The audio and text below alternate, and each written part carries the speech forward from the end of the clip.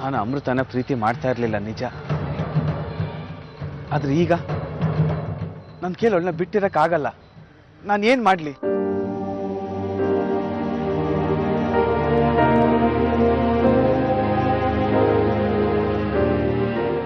ಇಂಥ ಟೈಮಲ್ಲಿ ನನ್ನ ಫೋನ್ ಬೇರೆ ಕೈ ಕೊಟ್ಟಿದೆ. ನಮ್ಮಮ್ಮಂಗೆ ಒಂದು ಫೋನ್ ಮಾಡಬೇಕು. ಧೈರ್ಯವಾಗಿ ಹೊರಗಡೆ ಹೋಗಿ ಫೋನ್ ಮಾಡೋಣ ಅಂದ್ರೆ ನರಸಿಂಹರಾವ್ ಕಡೆಯವರು ನನ್ನ ಹಿಂದೆ ಬಿದ್ದಿದ್ದಾರೆ. ಮತ್ ನನಗ್ ಫೋನ್ ಮಾಡಿದ್ರಿ? ಎಲ್ಲಿಂದ ಫೋನ್ ಮಾಡಿದ್ದೆ? ಪಬ್ಲಿಕ್ ಬೂತ್ ಇಂದ ಫೋನ್ ಮಾಡಿದ್ದೆ. ಲಾಡ್ಜ್ ಇಂದ ಹೊರಗಡೆ ಬಂದು ಫೋನ್ ಮಾಡಕ್ಕೆ ಎಷ್ಟು ಕಷ್ಟಪಟ್ಟೆ ಗೊತ್ತಾ? ಸಾವಿತ್ರಿ, ನಿನ್ ಫೋನಿಂದ ಒಂದು ಫೋನ್ ಮಾಡ್ಬೋದಾ ಪ್ಲೀಸ್?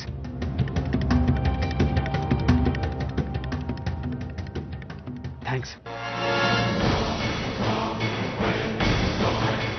ಹಲೋ. ಹಾಯ್ ಪುಟ್ಟ,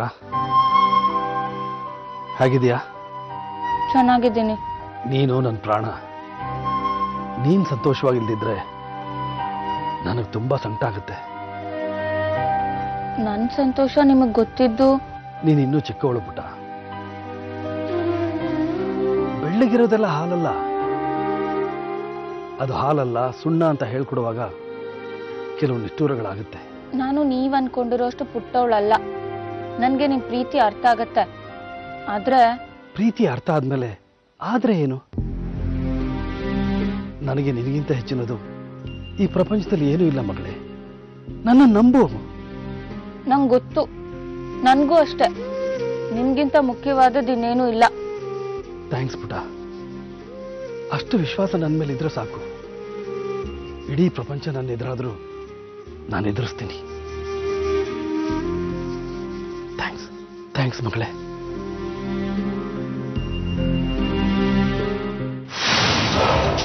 ಹೇಳು, ವಿಷಯ ಗೊತ್ತಾಯ್ತಾ? ನೀವು ಹೇಳ್ದಾಗ ಕೇಳ್ದೆ ಮೇಡಮ್. ವಿಷಯ ಗೊತ್ತಾಯ್ತಾ? ಆರ್ಯನ್ ಸರ್ ಎಲ್ಲಿದ್ದಾರೆ ಅಂತ ಗೊತ್ತಾಯ್ತು ಮೇಡಮ್. ಎಲ್ಲಿದ್ದಾನಂತೆ? ಯಾವ ಊರಲ್ಲಿ? ಸೀತಾಪುರಕ್ಕೆ ಹೋಗಿದ್ದಾರಂತೆ ಮೇಡಮ್. ನರಸಿಂಹರಾವ್ ಮಗಳು ಅಲ್ಲೇ ಇದ್ದಾಳೆ. ನಿಮ್ಮ ಊಹೆ ಕರೆಕ್ಟ್ ಆಯ್ತು ಮೇಡಮ್. ಕೆಲಸ ಏನು ಅಂತ ಹೇಳಿದ್ಯಾ ರಾಣಿ? ಗೊತ್ತು ಸರ್. ನನ್ನ ಮಗಳವಳು. ಒಂದು ಸಣ್ಣ ವಿಷಯದಲ್ಲಿ ಎಡಬಾರ್ದು. ಹಾಗೆ ಕಣ್ಣಿಡಬೇಕು. Yes sir. ಮುಖ್ಯವಾಗಿ ನೀನು ಅವಳ ಮೇಲೆ ಕಣ್ಣಿಟ್ಟಿರೋ ವಿಷಯ ಯಾವುದೇ ಕಾರಣಕ್ಕೂ ಅವಳಿಗೆ ತಿಳಿಬಾರ್ದು. ಸರಿ ಸರ್. ರಾಣಿ, ಇದನ್ನೆಲ್ಲ ಡೀಟೇಲ್ ಆಗಿ ಹೇಳಿ ಸೀತಾಪುರ ಕಳಿಸು. ಸರಿ ಅಣ್ಣ. ರೆಡಿ, ಬರ್ತೀನಿ. ಆರ್ಯನ್ ಜೊತೆ ಮಾತಾಡಿದ್ಯಾ? ಹೌದು, ಈಗ ಅಲ್ಲಿಂದಾನೇ ಬಂದೆ. ಎಲ್ಲಿಂದ?